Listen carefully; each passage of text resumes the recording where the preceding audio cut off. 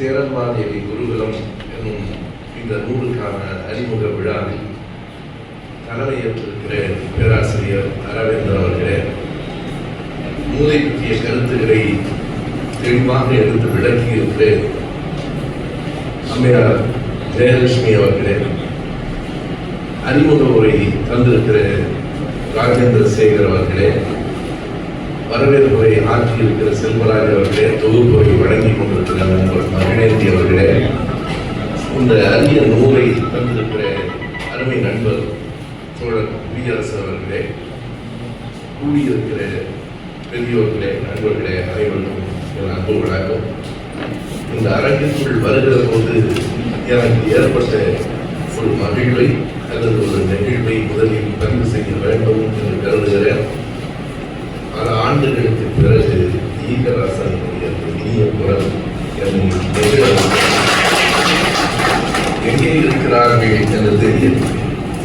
எத்தனை தியாகங்களை செய்ததற்கு பிறகு எந்த கூலி என்று நான் கூறவில்லை. தமிழகம் கொண்டாடி இருக்க வேண்டும். ஆனால் உண்மையாக செய்தவர்களை தமிழகம் அறியாமல் இருக்கிறது என்பது ஒரு செய்தி. அல்லது இந்த புத்தகத்திற்கு உள்ளும் வெளியிலுமாக கருத்துக்களை நண்பர்கள் எல்லோரும் சொல்லிவிட்டதற்கு பிறகும் இன்னும் சொல்வதற்கு செய்திகள் இருக்கின்றன. இது ஒரு சின்ன நிகழ்வு பற்றிய ஒரு புத்தகம். ஒரு நூற்றாண்டுக்கு முன்னால் நடந்தது 2 நிகழ்வுகள் தமிழ்நாட்டின் வரலாற்றில் பெரிய மாற்றங்களை, சிந்தனையில் போக்குகளில் மாற்றி இருக்கிற 2 நிகழ்வுகள். ஒன்று சேரன்மாதேவியில் நடந்தது, இன்னொன்று வைக்கத்தில் நடந்தது. 2ம் ஏறத்தாழ ஒரே காலகட்டம் தான். 1920 25க்குள்ளாக நடந்த அந்த 2 நிகழ்வுகள், அதனை ஒட்டி நடைபெற்ற போராட்டங்கள் இன்றைக்கும் அவை பேசப்படுகின்றன என்பது எதற்காக என்பதுதான். அதனை ஒரு ஆய்வாளராக குடியரசு அவர்கள் தேடி தொகுத்து தந்திருக்கிறார். நம்முடைய ஜெயலட்சுமி அம்மையார் சொன்னது போல அந்த உழைப்பு மிக கடுமையானது. அரியது என்பதை விட மிக கடுமையானது. ஒரு நூற்றாண்டுக்கு முந்தைய 1919 வெளிவந்த நவசக்தியை, அப்போது வெளிவந்த பாரதி என்கிற புத்தகத்தை தமிழ்நாடு ஏழிலிருந்து செய்திகளை எடுத்து தருவது அத்தனை எளிதானது. தேடி எடுத்து 105 ஆண்டுகளுக்கு முன்னால் என்று எழுதியிருக்கிறார். அந்த ஆவணங்கள் இல்லை என்றால் இந்த சேரன்மாதேவி நிகழ்வு பற்றி திருப்பிக்கா என்ன நினைத்தார், வரதராஜன் நாயுடு என்ன நினைத்தார், பெரியார் என்ன சொன்னார், யார் பணம் கொடுத்தார், இந்த நுட்பமான செய்திகளை எல்லாம் எடுத்து ஒவ்வொன்றாக தேதியோடு விளக்கி இருக்கிற ஒரு அரிய நூல். எவ்வளவு பேர் நம்ம நாட்டில் படிக்கிறார்கள் எனக்கு தெரியாது. ஒரு நடிகர் கட்சி தொடங்கினால் 6 லட்சம் பேர் கொடுக்கிற ஒரு நாட்டில் ஒரு அரிய நூலை ஒரு 6000 பேராவது படிக்க வேண்டும் என்று நாம் ஆசைப்படுகிறோம். அந்த கூட்டத்தின் மீது எனக்கு வருத்தம் இல்லை. ஆனால் அந்த கூட்டமாகவே தமிழர்கள் நின்று விடுகிறார்களோ என்ற கவலை இருக்கிறது. அந்த கவலையை தான் நான் வெளிப்படுத்துகிறேன். சரி, நடந்து 105 ஆண்டுகள் 102 ஆண்டுகள் ஆகிவிட்டன. இப்போது எதற்காக நூல்? இப்போது எதற்காக அதை பற்றிய பேச்சு? இந்த புத்தகம் ஒரு நிகழ்வை சொல்லவில்லை, 2 செய்திகளை சொல்லுகிறது. ஒன்று சாதியை பற்றியது, இன்னொன்று நம்முடைய கல்வி பற்றியது. சாதி எப்போதோ இருந்தது, இப்போது மறைந்து விட்டது என்று யாராவது சொல்ல முடியுமா? அன்றைக்கு சேரன்மாதேவி குருகுலத்திலேயும் வைக்கத்திலேயும் வெளிப்படையாக தெரிந்த சாதி இன்றைக்கு அடியோடு மறைந்து விட்டது என்று நம்மால் பெருமையோடு சொல்ல முடிகிறதா? இப்போதும் இருக்கிறது. சாதி வெளிப்படையாக இல்லை, மூளைக்குள்ள அப்பி கிடக்கிறது. ஒவ்வொருவர் மூளைக்குள்ளேயும் இன்றைக்கும் சாதி இருக்கிறது என்பதால் 100 ஆண்டுகளுக்கு முன்னால் நடந்த இந்த சம்பவம் மறுபடியும் பேசப்பட வேண்டிய தேவை இருக்கிறது. ஒருவேளை சாதி மறைந்து போயிருக்குமானால், சாதிய உணர்வு அற்று போயிருக்குமானால், மீண்டும் படையலைகளை எடுத்து நாம் பகிர்ந்து கொள்ள வேண்டியது கூட இல்லை. இன்றைக்கும் இருக்கிறது, மிக நுட்பமாக இருக்கிறது, மிக ஆழமாக இருக்கிறது. நான் வேடிக்கையாக சொல்வது எந்த அளவுக்கு எப்படி நம்ம இடத்திலே சாதிய சிந்தனை ஊறி கிடக்கிறது என்றால், தேர்தல் வருகிற போது வேட்பாளர்கள் யாராவது முழுது பணம் கொடுக்கிறார்கள். இப்போதெல்லாம் எல்லோருமே கொடுக்கிறார்கள். பணம் வாங்குகிற போது பணத்தை கொடுக்கிறவன் எந்த சாதி என்று யாரும் சிந்திக்கவில்லை. ஆனால் வாக்களிக்க போகிற போது இவன் நம் சாதிக்காரனா என்று சிந்திக்கிறான். நீ பணம் வாங்கும்போதே யோசித்திருக்க வேண்டும் இல்லையா? நீ யோக்கியனாக இருந்தால் என் ஜாதிக்காரனை தவிர மற்றவர்களிடம் பணம் வாங்க மாட்டேன் என்று சொல்லி இருக்க வேண்டும் இல்லையா? பணம் வாங்குகிற போது பணத்தை தரப்பிறவன் எந்த ஜாதியாக வேண்டுமானாலும் இருக்கலாம். ஆனால் வாக்களிப்பது நம் சாதிக்காரனுக்கு வாக்களிக்க வேண்டும் என்கிற எண்ணம் இருக்கிறது. ஒரு பேருந்தில், ஒரு விமானத்தில், ஒரு ரயிலில் நாம் பயணம் செய்கிற போது அதை ஓட்டுகிறவன் எந்த ஜாதி என்று நாம் பார்க்கவில்லை, பார்க்க முடியாது. ஆனால் எனக்கென்று ஒரு கார், எனக்கென்று ஒரு ஓட்டுநர் என்றால் அவர் எந்த ஜாதி என்று என் மூளை தேடுகிறதே. இந்த ஜாதியும் இந்த மூளையில் அப்பி கிடக்கிற அல்லது மூளையை கட்டி போட்டிருக்கிற ஒரு விலங்காக இருக்கிறது. அந்த விலங்கை உடைக்க வேண்டும் என்பதற்காகவே மறுபடியும் இதனை தேடி எடுத்து உயர்த்துகிறார். இதனுடைய நோக்கம் பழைய செய்திகளை அறிந்து கொள்வது மட்டுமில்லை, அறிந்து கொள்வதன் மூலம் நாம் எந்த திசையில் நடக்க வேண்டும் என்கிற உந்து திசையை காட்டுவதுதான் அந்த புத்தகத்தினுடைய நோக்கம். என்ன காரணம், என்ன நடந்திருக்கிறது? ஒரு சின்ன நிகழ்ச்சி, ஒரு பள்ளிக்கூடம்.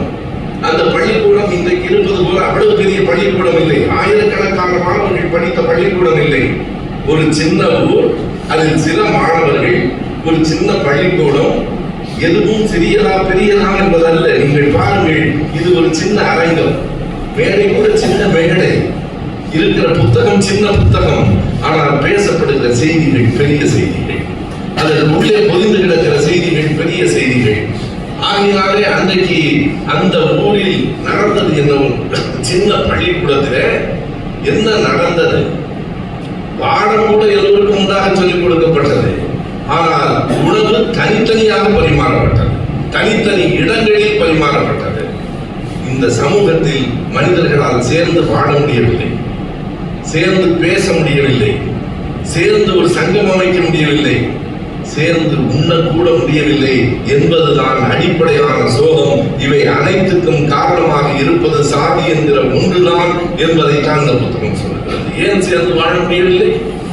வெவ்வேறு சாதிகளை சார்ந்த இரண்டு பிள்ளைகள் காதலித்தால் இந்த சமூகம் அதனை எத்தனை கடுமையாக பார்க்கிறது என்றால், உண்மையாக சொல்லுகிறேன், சாதியை விட உலகத்தில் கொடூரமானது எதுவும் இல்லை என்பதற்கு எது அடிப்படையான காரணம் என்றால், தான் பெற்ற பிள்ளையையே வெட்டி கொள்வதற்கு சாதிய உணர்வு மட்டுமே காரணமாகிறது. எத்தனை கொடியவனும் தன் பிள்ளையை எவனாவது கொல்வதற்கு தயாராக இருப்பானா? தன் பிள்ளை ஒரு ஆபத்தில் இருக்கிறான் என்றால் ஓடி போய் காப்பாற்ற துடிப்பது பெற்றோர்களின் மனம் தானே. பெற்றோர்களை விட பிள்ளைகளை நேசிக்கிறவர்கள் யார் இருக்கிறார்கள்? ஒரு பள்ளிக்கூட விழாவாக இருந்தாலும், ஒரு பொது நிகழ்ச்சியாக இருந்தாலும், ஒரு பிள்ளை மேடையிலே ஏறுகிற போது அதனுடைய கண்கள் தன் பெற்றோர்களை தான் தெரிவிக்கிறார், வேறு யாரை காட்டிலும். நான் எத்தனையோ திருமணங்களை, சுயமரியாதை திருமணங்களை நடத்தி வைத்திருக்கிறேன். எல்லா திருமணங்களிலும் நான் போனவுடன் வைக்கிற ஒரு நிபந்தனை, பெற்றோர்களை மேடைக்கு வர சொல்லுங்கள். நான் என்னதான் வாழ்த்தினாலும் என்னை உங்களுக்கு பிடித்திருக்கலாம், நான் வாழ்த்தலாம். ஆனாலும் இந்த பிள்ளைகளை அவர்களின் பெற்றோர்களை விட இன்னொருவர் வாழ்த்திவிட முடியாது என்று நாம் கருதுகிறோமே. அந்த பெற்றோர்கள் தங்கள் பிள்ளைகளை கொல்கிறார்கள், கொலை செய்கிறார்கள் என்றால் அத்தனை வெறியை நமக்கு இந்த சாதி தருகிறது என்றால் சாதியை கொல்ல வேண்டாமா என்பதுதான் இந்த புத்தகம் எழுதுகிறேன். அத்தனை கொடூரமாக இந்த உலகத்தில் காதல் தான், அன்பு தான் மிக இனியது, சாதி தான் மிக கொடியது. இதை நான் ஒரு தயக்கமும் இல்லாமல் சொல்ல வேண்டும் என்று கருதுகிறேன். அந்த சாதி எத்தனை கொடுமையானது. சேர்ந்து உண்பது என்பது இந்த பள்ளிக்கூடத்தில் மட்டுமில்லை, இதற்கு பின்னும் அது தொடர்ந்தது, திரையுலகில் தொடர்ந்தது. திரையுலகில் நடைபெற்றதை கலைவாணர் பதிவு செய்திருக்கிறார். ஒரு திரைப்படம், எம் கே ராதா அவர்கள் நடித்த படம். அந்த படத்தை தயாரித்தவர் எம் கே ராதாவினுடைய அப்பா. அதில் நடித்த நடிகர்களிலே கலைவாணர் இருக்கிறார், எம் ஆர் ராதா இருக்கிறார். ஏன் எந்த படத்தை தயாரிக்கிறவர் யாரோ அந்த தயாரிப்பாளரின் மகன் எம் கே ராதாவே வெளியேதான் உட்கார்ந்து உண்ண வேண்டும்.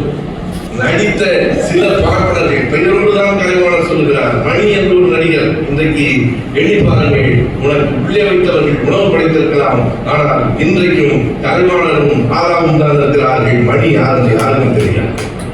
நீங்கள் உங்கள் சாதியால் இருக்க முடியாது, திறமையால்தான் இருக்க முடியும். அப்போது இவர்கள் வெளியிலே தான் உணவு அளிக்கப்படுகிறார்கள். அப்போது கலைவாணர் சேர்க்கிறார், ஏன் ஒரே உணவுதான், எங்களிடம் பணம் வாங்கி கொண்டுதான் நீங்கள் கொடுக்கிறீர்கள். ஒவ்வொரு நடிகரும் அந்த சாப்பாட்டுக்கு என்று பணம் கட்ட வேண்டும். எல்லோரிடத்திலையும் பணம் வாங்கி கொண்டுதான் நீங்கள் உணவு கொடுக்கிறீர்கள். ஆனால் அதே உணவை அவர்களுக்கு உள்ளே எங்களுக்கு வெளியே கொடுப்பதன் நோக்கம் என்ன என்று கேட்கிற நேரத்தில் அந்த தயாரிப்பாளர் சொல்கிறார், என்ன செய்வது, அவர்கள் உங்களோடு சேர்ந்து உண்ண மறுக்கிறார்கள். சரி, அப்படியானால் நாங்கள் எங்களுக்கு பிடித்ததையாவது செய்துதார்கள். இல்லை, நீங்கள் வேண்டுமானால் வெளியே வாங்கி சாப்பிட்டு கொள்ளலாம். இங்கே அவர்களுக்கு வேண்டிய உணவு மட்டும்தான் சமைக்கப்படும். அடுத்த நாள் தலைமானரும் நடிகர்களும் என்ன செய்கிறார்கள் என்றால், வெளியிலே போய் இங்கே வெறும் மரக்கறி உணவு, வெளியே போய் புலால் உணவு வாங்கி வருகிறார்கள். உடனே அவர்களுக்கு ஒரு பெரிய அதிர்ச்சியாக இருக்கிறது. என்ன நீங்க இப்படியெல்லாம் சாப்பிட்டீங்க? அங்கே இருந்து வருகிற அந்த வாழை எங்களுக்கு சிரமமாக இருக்கிறது. அதற்கு கருவாடு சொல்கிறார், கவலைப்படாதீர்கள், இன்றைக்கு கருவாடு கிடைக்கவில்லை, வாசனை உங்களுக்கு ரொம்ப கஷ்டமாக இருக்குல்ல, நாளைக்கு கருவாடு மீனும் வாங்கி வந்த பிறகு இந்த வாசனை ரொம்ப ஜோரா இருக்கும். அதற்கு பிறகு அவர்கள் சொன்னார்கள், வேண்டாம், சேர்ந்தே சாப்பிடலாம். ஏனென்றால் இவர்கள் வேறு வழியில் போகிறார்கள். அவர்களை இவர்கள் விரட்டினார்கள், இவர்களை அவர்கள் உண்ணும் உணவு விரட்டுகிறார்கள்.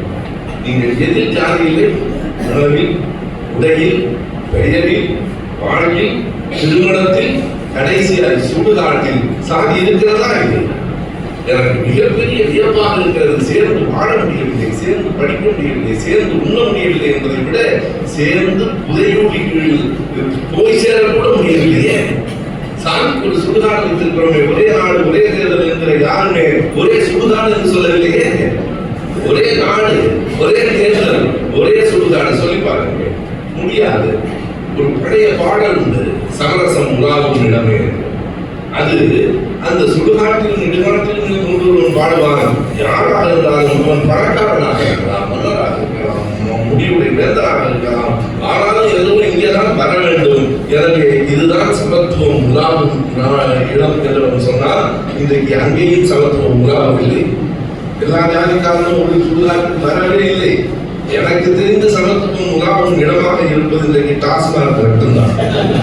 அங்கே ஜாதி கிடையாது, பெயர் கிடையாது, அங்கெல்லாம் மனிதன் சமத்துவமாக இருக்கிறார். எனவே இப்படி எல்லா இடங்களிலும் கடைசி வரைக்கும் வருகிற சாதி இங்கே எப்படி தொடங்கிட்டு, அந்த பள்ளிக்கூடம் எப்படி நடத்தப்பட்டது, யாருடைய பணத்தால் நடத்தப்பட்டது, நடத்திய மாவேஸ் ஐயர் அவர்களை பற்றி இதுதான் ஒரு அடிப்படையான நேர்மை. நானும் இயல்பாக ஐயர் என்றால் ஐயம்பரும் என்று ஜெயலட்சுமி அவர்கள் சொன்னார். மாவேஸ்வரியர் நல்லவர்தான் என்று அரவிந்தன் சொன்னார். எனக்கு அப்படியெல்லாம் இல்லை, பார்ப்பனத்தை நான் ஒரு நாள் கேட்டவர்கள். ஆனால் அவர் கருத்தை சொல்ல அவருக்கும் என் கருத்தை சொல்ல எனக்கும் இந்த மேடை இடம் தருகிறதே, இதுதான் ஜனநாயகத்தின் அடையாளம். அறிவை நானும் குறை காணவில்லை. அந்த அறிவு எதற்கு பயன்பட்டது என்பதுதான், யாருக்கு பயன்பட்டது என்பதுதான். இந்த கதையினுடைய தொடக்கம் எப்படி? இது ஒரு கதை. மாவேஸ் ஐயர் அவர்கள் சிறையில் இருந்தார், லண்டனில் படித்தார். இதே புத்தகத்தில் வருகிற GSS ராஜன் அவரும் லண்டனில் படித்தவர், திருச்சிக்காரர். எல்லாம் இந்த கதையை திருச்சியை சுற்றி நடந்து அது திருநெல்வேலிக்கு போய் சேர்கிறது. நரகநேரிதான் மாவேஸ் ஐயரினுடைய ஊர். அங்கே GSS ராஜன் ராஜாஜி அவர்களுக்கு மிக நெருக்கமானார். அவருடைய அமைச்சராக இருந்தவர். அவருடைய வாழ்க்கை வரலாற்றிலிருந்து நான் சொல்லுகிறேன். GSS ராஜன் அவர்கள் எழுதியிருக்கிறார், நாங்கள் எல்லாம் லண்டனில் படித்துக் கொண்டிருந்த போது மரக்கறி உணவு கிடைப்பதில்லை. அப்போது புதிதாக வந்து சேர்கிறார் மாவேஸ் ஐயர். அவர் மூத்த மாணவர் என்ற முறையிலே GSS ராஜன் என்று கேட்கிறார், இங்கே நாம் உண்கிற காய்கறிகளே கிடைக்கவில்லையே, என்ன செய்வது? கிடைத்தாலும் மிக விலை கூடுதலாக இருக்கிறார். GSS ராஜன் மிக ரகசியமாக சொல்லுகிறார். அந்த ரகசியத்தை அவரே புத்தகத்தில் எழுதியும் இருக்கிறார். அவர் மாவேஸ் ஐயருக்கு சொல்லி இருக்கிறார், ஒன்றும் குற்றமில்லை, இங்கே இருக்கிற வரைக்கும் அதை சாப்பிடு, அங்கே போய் சாப்பிட்டதாய் சொல்லாது. இது அவர் புத்தகத்தில் இருக்கிறது. இங்கே இருக்கிற வரைக்கும் வழி இல்லை, கிடைத்ததை உண்டு கொள். அதாவது இந்த சர்வைவல், வாழ தெரிவது என்பதுதான். எது இருக்கிறதோ, எது கிடைக்கிறதோ, எது முடிகிறதோ அதற்கு ஏற்ப தங்களை மாற்றிக் கொள்வது என்பதுதான். இங்கே எந்த கிடைக்குமோ அதை நீ எடுத்துக்கொள். ஆனால் அங்கே போனதற்கு பிறகு இதையெல்லாம் பேசிக் கொண்டிருக்கார்கள். என்ன சாப்பிட்டாய் கேட்க போதில்லை, கேட்டாலும் நீ சொல்ல வேண்டியதில்லை என்று சொல்லுகிற ஒரு நேர்மையை நாம் பார்க்கிறோம். அப்படிப்பட்டவர்களாகத்தான் இருக்கிறார்கள். TSS ராஜனுக்கு இந்த குருகுலத்தில் ஒரு பங்கு உண்டு. எல்லோரும் சேர்ந்துதான். யார் பணம் கொடுத்தார்கள்? அவர் கேட்கிறார். அதற்கு பிறகு பாவேஸ்வரி இங்கே வருகிறார். வருகிற நேரத்தில் ஆங்கிலேய அரசு அவரை தேடுகிறது. ஆங்கிலேய அரசு பொது மன்னிப்பு கொடுத்ததற்கு பிறகு தமிழ்நாட்டுக்குள்ளே வருகிறார். தமிழ்நாட்டுக்குள்ளே வருகிற நேரத்தில் தான் திருவிக்கா அந்த ஏட்டிலிருந்து, தேசபக்தன் ஏட்டிலிருந்து திருவிக்கா விலகி கொள்கிறார். தேசபக்தன் ஏட்டினுடைய முதலாளிக்கும் திருவிக்காவுக்கும் இடையிலே ஏற்பட்ட கருத்து வேறுபாட்டில் அவர் விலகிக் கொள்கிறார். பாவேஸ்வரியர் தேசபக்தனின் ஆசிரியராக பொறுப்பேற்கிறார். மிக தெளிவாக எல்லாவற்றையும் செய்திகளோடு நம்முடைய குடியரசு சொல்லுகிறார். எனக்கு அதில் ஒரு சிந்தனை உண்டு. இந்த புத்தகமே மொத்தம் 300 பக்கங்களுக்கு, ஆனால் முன்னால் நடந்த வரலாற்றை மிக விரிவாக சொல்லியிருக்கிறார். 18, 19ஆம் நூற்றாண்டில் தமிழ்நாடு எப்படி இருந்தது என்பதை அவர் சொல்லி முடிக்கிற போது 180 பக்கங்கள் முடிந்து வருகின்றன. எனவே 300 பக்கத்தில் 180 பக்கங்களை நீங்கள் ஒரு முன்னுரையாக வரலாற்றில் அது முக்கியமானது என்றாலும் இந்த புத்தகத்தை விட்டு கொஞ்சம் விலகி நிற்கிறது. நீங்கள் அதை சுருக்கி இருக்க வேண்டும் என்று எனக்கு தோன்றுகிறது. எனவே 180 பக்கங்களுக்கு பிறகு ஏன் அதை அவ்வளவு விரிவாக சொல்கிறார் என்றால் அதிலே நான் இதனுடைய முன்னுரை இருக்கிறது. தமிழ்நாட்டில் கல்வி எப்படி இருந்தது?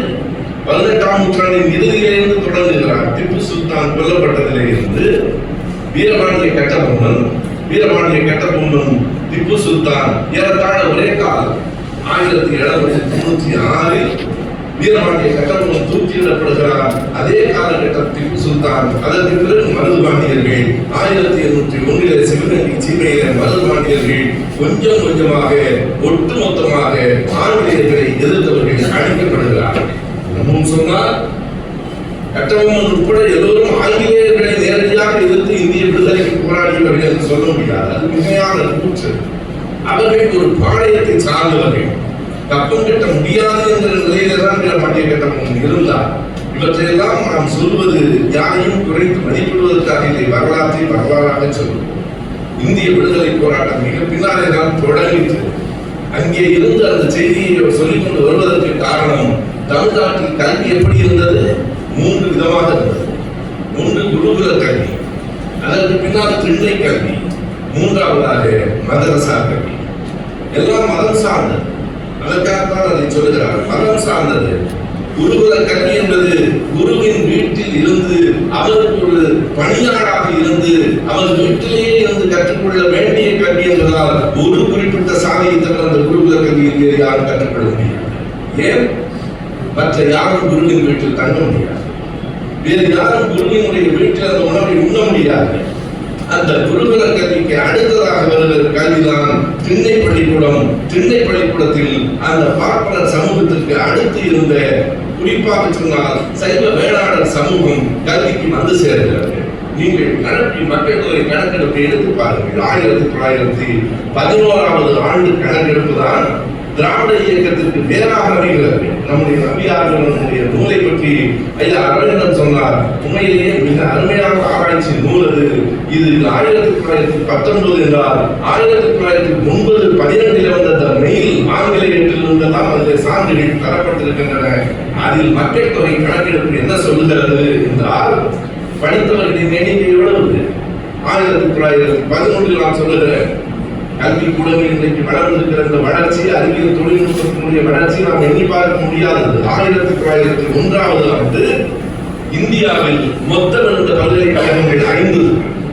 இந்தியாவில் இன்றைக்கு இருக்கிற இந்தியா அல்ல, பாகிஸ்தானை உட்படுத்திய இந்தியா.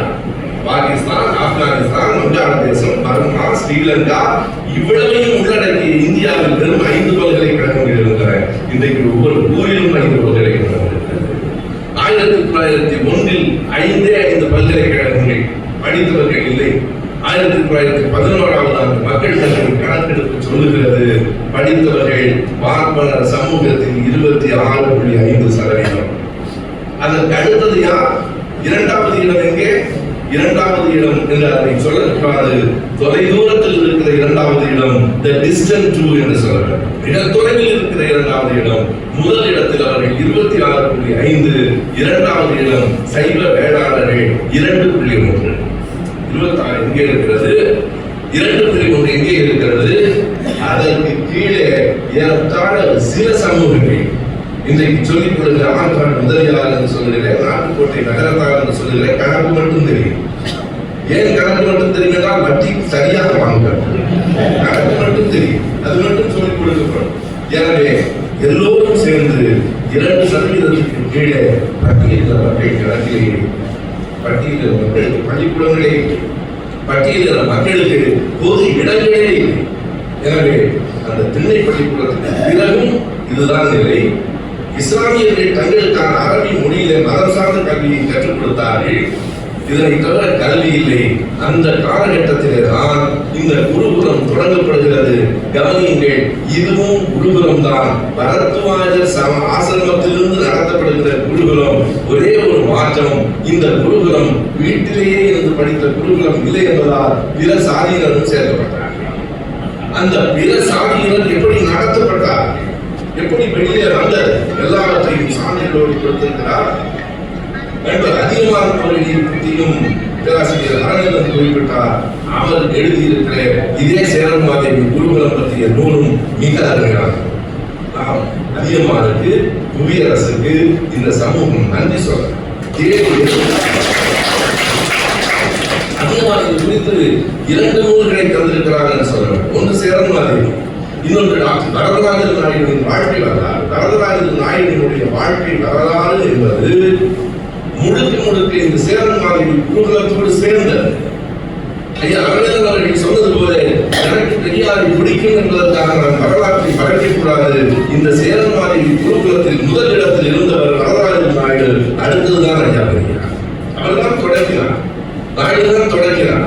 நாயுடுதான் இதனை பிரச்சனையாக்கினார். 1922 டிசம்பர் 8ஆம் தேதி கல்லிடைக்குறிச்சி என்கிற ஊரில் இந்த குருகுலம் தொடங்கப்பட்டது. இது அதிகமான உட்பட பல நண்பர்கள் தருகிற தேதி நம்முடைய ஐயா பேசும் மணி போன்றவர்கள் 22 இல்லை 23 என்று சொல்கிறார். இந்த சின்ன வேறுபாடு இருக்கிறது. 1922 டிசம்பர் 8ஆம் தேதி எப்படி தொடங்கப்பட்டது? பூஜை புரஸ்காரங்கள் அந்த பழைய பள்ளிக்கூடத்திலே இருந்து ஊர்வலமாக அழைத்து வரப்பட்டது, மந்திரங்கள் சொல்லப்பட்டு. அது மட்டுமில்லை, கவனத்தில் கொள்ளுங்கள், அந்த முதல் நாள் வகுப்பில் அங்கே வந்தவர்கள் எல்லாம் மகாதேவர்கள், வெங்கடேஸ்வரர்கள் எல்லோருமாக சேர்ந்து சனாதனத்தின் பெருமையை பிள்ளைகளுக்கு எடுத்து சொன்னார்கள். பள்ளிக்கூடமே வேண்டாம், இதற்கு நீங்கள் ஒரு பள்ளிக்கூடம் என்றால் பள்ளிக்கூடமே வேண்டாம். சனாதனத்தின் பெருமையை இல்லை, சனாதனத்தின் கொடுமையை சொல்லுகிற பள்ளிகள் வருவதற்கு ஒரு நூற்றாண்டாகி. எனவே அப்படித்தான் அந்த பள்ளிக்கூடம் தொடங்கப்பட்டது. முழுக்க முழுக்க இந்துத்துவாவை பரப்புவதற்கு ஒரு நூற்றாண்டுக்கு முன்னால் தொடங்கிய அந்த முயற்சி. ஆனால் அன்றைக்கு வாவேஸ் ஐயர் அவர்களிடத்திலே பணம் இல்லை. அவர் தேசபக்தனில் ஆசிரியராக இருந்த போது எழுதிய ஒரு கட்டுரைக்காக ஆங்கிலேய அரசு அவரை தண்டித்தது. பெல்லாரி சிறையில 9 மாதம் இருந்தார். நாம் யாருடைய தியாகத்தையும் குறைக்கவில்லை. ஐயா மட்டும்தான் பெல்லாரி சிறையில் இருந்தார் என்று நாங்கள் சொல்லவில்லை. பெல்லாரி சிறையிலே ஐயா பெரியார் சிறையிலே இருந்தார் என்பதற்கு உள்ளே கல்லுடைத்தார். கல்லுடைக்கிற போது கடைசியா என்ன கேட்டார்? ஒவ்வொரு நாள் மாலையிலையும் கல்லுடைத்து முடிகிற நேரத்தில் அந்த வார்டன் என்று சொல்லுகிற அந்த காவல்துறையினர் வருகிற போது ஐயா கேட்கிறார், போதுங்கதான் அந்த வழக்கணும். அவர் எதை கவனத்தில் கொள்ள வேண்டும் என்றால் 1920 இந்த நிகழ்வுகள் எல்லாம் நடக்கும் போது ஈரோட்டின் மிகப்பெரிய செல்வந்தரின் மகன் பெரியார், மிகப்பெரிய செல்வம். 1920 டாக்ஸ் கட்டினவர். இவ்வளவு வரி இருந்திருக்காது. நிர்மலா அம்மா இல்ல, இவ்வளவு வரி இருந்திருக்காது. அவ்வளவு வரி கட்டிய குடும்பத்தில் பிறந்த ஒரு செல்வர் அங்கே பெல்லாரி சிறையில் இருக்கிற போது கேட்டார், கல் உடைச்சது போதுங்களா என்று கேட்டார். வாவேஸ் ஐயரும் 9 மாதம் பெல்லாரி சிறையில இருந்து வெளியிலே வந்தார். வெளியிலே வந்த பிறகுதான் இந்த ஏடு தொடங்கப்பட்டது. தொடங்கப்படுகிற போது அவரிடத்தில் நிதி இல்லை. வெளிப்படையாக நிதி வேண்டும் என்று அறிக்கை விட்டார். அந்த அறிக்கைக்கு பலரும் பணம் கொடுத்தார்கள். எவ்வளவு பணம் தேவைப்படுகிறது ஒரு பட்டியல் சொன்னார். 30 ஏக்கர் நிலம் கிடக்கிறது சேரன் மாதேவி. முதல்ல தொடங்கி இடம் கல்லடைக்குறிச்சி, பிறகு சேரன் மாதேவியில் 30 ஏக்கர் நிலம் இருக்கிறது. 3000 ரூபாய். யாராவது இப்போது இருந்தால் நம்ம ஒரு 100 ஏக்கர் வாங்கிட்டாங்க. ஆனால் அது நூற்றாண்டுக்கு முன் நேற்றைக்கு இந்த தொலைபேசி பழையதாகிவிட்டது என்று நானும் தம்பிகளும் புதிய தொலைபேசி வாங்கலாம் என்று போன போது எவ்வளவு என்று கேட்டேன். அவர்கள் சொன்ன விலை எனக்கு தலை சுற்றியது. 1,60,60,000. என் வீடே 2 லட்சம் தான். அதற்கு தம்பிகள் சொன்னார்கள், ஐயா நீங்க 35 வருஷத்துக்கு முன்னாடி வீடு வாங்கிட்டு இன்னைக்கு அதை கடை பார்த்தீங்களே, எனக்கு அந்த 1,60,70,000 ரூபாய்க்கு தொலைபேசி வாங்கினால் வீட்டை சுமந்து போது போல அவ்வளவு விலை. அன்றைக்கு எண்ணி பாருங்கள், 30 ஏக்கர் 3000 ரூபாய். அந்த 3000 ரூபாய் கிடையாது. ஒரு ஆண்டுக்கு என்ன செலவாகிறது என்றால் 10,400 ரூபாய் என்று பட்டியல் போட்டார். அவ்வளவையும் புவியரசு வந்திருக்கிறார். பேசுகிற போது புவியரசுக்கு ஒரு பெரிய கைதட்டல் எடுக்கும் என்றார். இல்லை, நான் பெரிய வழக்கத்தை உங்களுக்கு சொல்லுகிறேன். ஒவ்வொரு என்ன லாபம்? இந்த புத்தகம் எழுதி என்ன சம்பாதித்து விடுவார்? புத்தகம் விட்டாங்க, நம்ம தான் வாங்குறதுல முடியாது. புத்தகத்திற்கு என்பது இங்கே நீங்கள் இதையே படம் போட்டுவிட்டால் கூட விற்பனையாகும். ஏனென்றால் படம் பார்ப்பது எளிதாக இருக்கிறது, புத்தகம் படிப்பது கடினமாக இருக்கிறது. படிக்கும் பழக்கம் கொஞ்சம் கொஞ்சமாக குறைந்து கொண்டே போகிறது என்று மாலையை என்னிடம் பேசுகிற போது ஐயா மணிவண்ணன் சொல்லி வருத்தப்பட்டார். உண்மைதான், படிக்க மறுக்கிற சமூகம் சரிவில் இருக்கிறது என்று பொருள். ஒரு குன்றின் சரிவில் இருக்கிறது என்று பொருள். எனவே அதையெல்லாம் தேடி அந்த பாவேசையர் கொடுத்த பட்டியலை தருகிறார். 10,400 ரூபாயோ 500 ரூபாயோ செலவாகும். அது இல்லை, யாராவது முடிந்தவர்கள் தாருங்கள், 500 1000 தாருங்கள். தானாடுகா தானில் வைசு சண்முகம் என்கிற பெரியவர் யாரிடமும் நீ கேட்க வேண்டாம், நானே தருகிறேன் என்று 10,000 ரூபாயை கொடுத்தார். எனக்கு இதிலே நான் என்னுடைய சொந்த கதையை சொல்வதாக நீங்கள் கருதக்கூடாது, தொடர்புக்காக சொல்கிறேன். அந்த வைசு சண்முகனார் என் அண்ணியினுடைய தாத்தா. நான் அதை குறிப்பிட்டாக சொல்கிறேன். என் அண்ணியினுடைய சொந்த தாத்தா தான் 10,000 ரூபாயை கொடுத்தார். அவரை பற்றி என் அப்பா நிறைய கதை சொல்லியிருக்கிறார். அவர் ஒரு முரட்டுத்தனமான குணமுடையவர். அவர் பாரதிதாசன் புத்தகங்களை எல்லாம் போட்டார். பாரதிதாசன் அதை விட கோபக்காரர். இவர்கள் எல்லோருமே பாரதிதாசன் எப்படிப்பட்ட கோபக்காரர் என்றால் இதை கலைஞரே சொல்வார். அவருடைய கவிதை வெறுப்பார், அவருடைய மனம் இருப்பார். மேடையில் உட்கார்ந்து இருக்கிற போதே யாராவது கவிதை படிக்கிறது சரியாக இருந்தால் எழுந்து போத நிறுத்துன்னு எழுந்து சும்மா ஒன்றில் போய் உட்கார்ந்துவாங்க மேடையிலேயே. அப்படி ஒரு கோபக்காரர். அவர் அப்பாவை அழைத்துக் கொண்டு வைசு வீட்டுக்கு போகிறார். வைசு என்றால் வைசு சண்முகையா வீட்டுக்கு. ஏதோ அந்த புத்தகம் போட்டதுக்கு பணம் பாக்கி இருக்கிறது. அப்பா சொல்லுகிறார், 2 பேரும் கோபக்காரானுங்க, கண்டிப்பா இன்னைக்கு சண்டை வரும். தெரிந்துதான் ஒரு சண்டையை பார்த்தெல்லாம் தான் போற வந்து விட்டார். பேசிக்கொண்டிருக்கிற போதே 2 பேரும் உடனே பாரதிதாசன் அங்கே இருக்கிற நாட்கள் தள்ளி விட்டு வெளியே வருகிறார். சுபையா கிளம்பு. ஆனால் வயசு அவர்கள் அதை எதிர்பார்த்து என்ன செய்திருக்கிறார், பெரிய பூட்டு போட்டு இவர் எழுந்து போய் அந்த குடும்பம் என்று பூட்டி இருக்கிறார். உடனே அடுத்து பாரதிதாசன் என்ன சொல்வார் என்று என் அப்பாவுக்கு தெரியும். அவர் சொன்னாராம், சுப்பையா உடையாது, இதை திற உடை என்பதுதான். இப்படி முரட்டுத்தனமானவர்கள் தான். ஆனால் கொடுக்க வேண்டும் என்று நினைத்தால் 3,300 ரூபாயை நம்ம கொடுக்கலாம் என்று நினைக்கவில்லை. 10,000 ரூபாயை நானே தருகிறேன் என்று வாங்கியிடம். அதற்கு பிறகும் பாவேசு அவர்கள் காங்கிரஸ் கட்சியிடத்தில் இதற்கான நிதி உதவி வேண்டும் என்று கேட்கிறார். பரதேவர்கள் நாயுடு அவர்களும் பெரியாரும் தான் தலைவரும் செயலாளருமாக இருக்கிறார்கள். 2 பேரும் முடிவு செய்து 10,000 ரூபாய் கொடுத்து விடலாம். முதலில் 5,000, பிறகு 5,000 என்கிறார்கள். முதல் 5,000 கொடுத்து அடுத்த 5,000 கொடுப்பதற்குள் சிக்கல் வந்துவிட்டன. முதல் 5,000 கொடுத்தது 23, 24 கடைசியில் இந்த பிரச்சனைகள் எல்லாம் வந்துவிட்டன. இதற்கு இடையில் நான் அவரை பற்றி குறை சொல்வதற்காக சொல்லவில்லை, கவனத்திற்காக சொல்லுகிறேன். வயசு 10,000 கொடுத்திருக்கிறார், காங்கிரஸ் கட்சி 5,000 கொடுத்திருக்கிறது. அதற்கு பிறகு வெளிநாட்டில் இருந்து அவர் திரட்டிய நிதி 8,000 ரூபாய். இவையெல்லாம் கணக்கில் இருக்கின்றன. அதற்கு பின்னாலும் கூட இந்த சிக்கல் வந்ததற்கு பிறகு இனிமேல் மீதம் இருக்கிற 5000 ரூபாயை கொடுக்க முடியாது என்று பெரியாரும் கருணாநிதி நாயுடும் சொல்லிவிடுகிறார்கள்.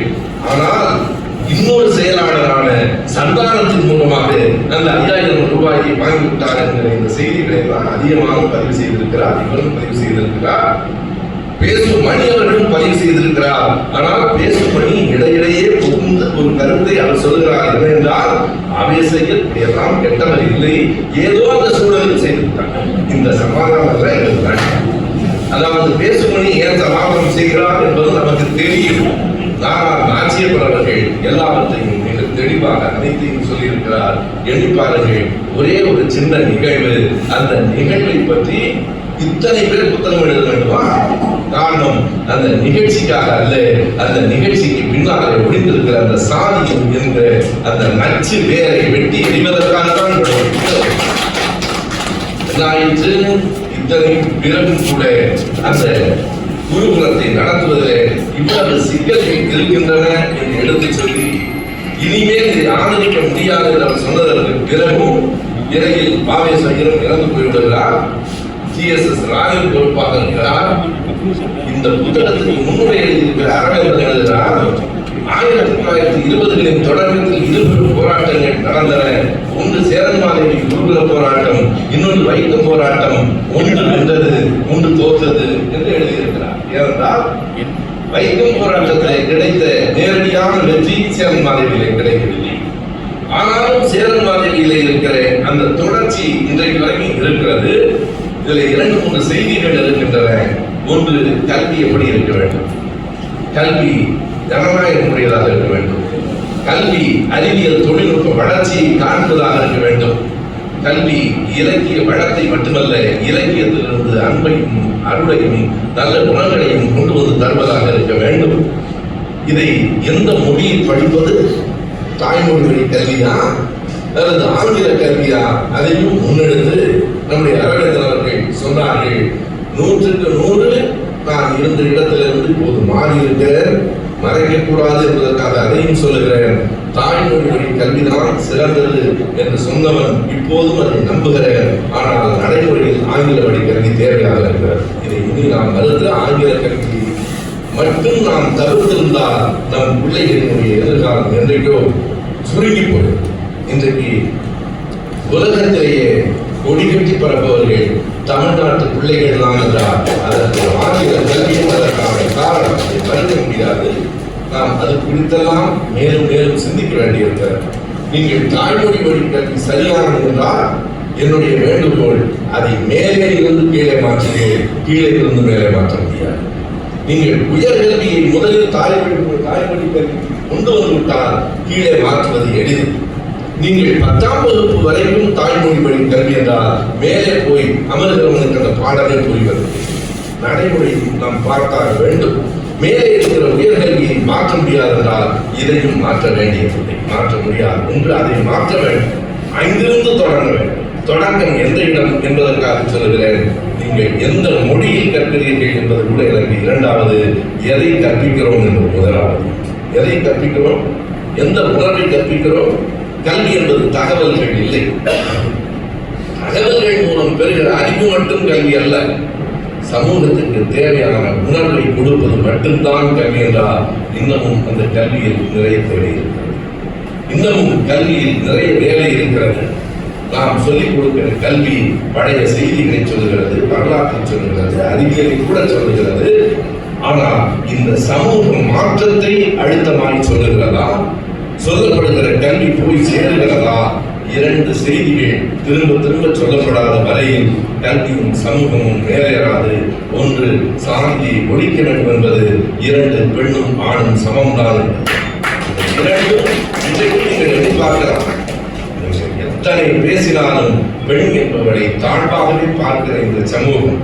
நான் கூட்டத்தில் பேசுகிற ஒரு சொன்னேன், ஒற்றை சிறகு என்று வேண்டுமென்றே நான் தலைப்பு கொடுத்தேன். அது எதற்காக ஒற்றை சிறகு என்றால், உலகத்தில் எந்த பறவையும் ஒரு சிறகால் பறந்து யாராவது பார்த்திருக்கிறீர்களா? ஒரு சிறகால் ஒரு பறவையால் பறக்க முடியுமா? பறக்க முடியாது. 2 சிறகுகளையும் அசைத்தால் தான் பறக்க முடியும் என்றால் இந்த உலகத்தில் பெண் ஆண் என்று 2 சிறகுகள் இருக்கின்றன. ஒற்றை சிறகை மட்டுமே வைத்துக் கொண்டு முன்னேற முயற்சிக்கிற எந்த சமூகமும் முன்னேறாது. அதுவும் சரிபாதியாக இருக்கிற பெண்களை தாழ்த்துவதும் பெண்ணெல்லாம் இப்படித்தான் என்று கருதுவதும் இன்றைக்கு வரைக்கும் முழுமையாக பெண்களுக்கான அந்த கொடுமைகள் ஓய்ந்து விடவில்லை, குறைந்திருக்கின்றன. பல போராட்டங்களுக்கு பிறகு குறைந்திருக்கின்றன. எனவே சாதி பிடிப்பும் பாலின சமத்துவமும் தான் நம் கல்விக்கே நோக்கமாக இருக்க வேண்டும். அதை அடிப்படையாக வைத்துக் கொண்டு அறிவியல் தொழில்நுட்ப முன்னேற்றங்களை சொல்லுவோம், உலக நாடுகளின் இலக்கியங்களை பெறுவோம். அடிப்படையில் இந்த 2ஐயும் விட்டுவிட்டு நீங்கள் 1000 கல்வியை சொன்னாலும் அந்த கல்வி பயனற்றது. இந்த குருகுல கல்வி முழுக்க முழுக்க சாதியத்தை வலியுறுத்துகிற, முழுக்க முழுக்க பெண்ணடிமைத்தனத்தை வலியுறுத்துகிற கல்வியாக இருந்திருக்கிறது என்பதனாலே தான் ஒரு போராட்டம் எழுந்திருக்கிறதே தவிர வெறும் பள்ளிக்கூடத்தில் 2 பேர் சேர்ந்து உண்ண முடியாது என்பது மட்டுமல்ல. சேர்ந்து உண்ணல் என்பது ஒரு கலாச்சாரம், சேர்ந்து உண்ணல் என்பது ஒரு அழகிய பண்பாடு. நான் என்னுடைய கொடுக்கிற செய்தியிலே கூட ஒரு 10 நாட்களுக்கு முன்னால் சொன்னேன், குடும்பங்களில் கூட அந்த பழக்கம் குறைந்து கொண்டிருக்கிறது. எல்லோரும் பல்வேறு வேலைகளில் இருக்கிறோம், ஆனாலும் குறித்துக் கொள்ளுங்கள், ஒரு நாளைக்கு ஒரு வேளையாவது குடும்பத்தின் உறுப்பினர்கள் எல்லோரும் சேர்ந்து உண்ணுகிற போதுதான் உணவு மட்டுமில்லை, அன்பும் சேர்ந்து பரிமாறப்படும். சேர்ந்து உண்ணல் என்பது ஒரு பண்பாடு, சேர்ந்து உண்ணல் என்பது ஒரு அழகிய கலாச்சாரம். அந்த சேர்ந்து உண்ணல் வீட்டிலும் வர வேண்டும், நாட்டிலும் வர வேண்டும் என்பதற்காகவே இந்த புத்தகம். இந்த புத்தகத்தை நாம் எப்படி ஆதரிப்பது? இந்த புத்தகத்தை வாங்கி படிப்பதன் மூலம், இந்த புத்தகத்தை ஆதரிப்பதன் மூலம் இன்னும் பல நல்ல புத்தகங்களை வெளிக்கொண்டு வருவதற்கு நாம் காரணமாக இருப்போம். வாங்கி செல்லுங்கள். நன்றி.